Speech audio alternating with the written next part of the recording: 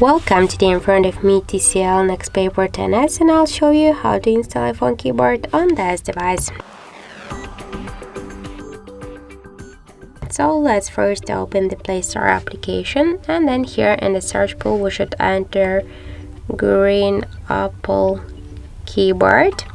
And now we should get this application. That's why tap to install and wait a couple of seconds while this application installing on your device. After that, just tap to open the app, and here click enabling settings.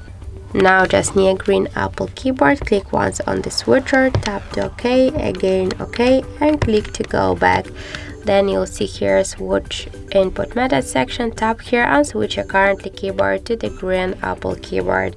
Now we can see that the process is finished, and so now let's go, for example, here into the app search to see the look of our new device keyboard. Click all of the time allow here, and now we can see the new look of our device keyboard, and we can see that this keyboard is so close to the iPhone keyboard as all of the emojis.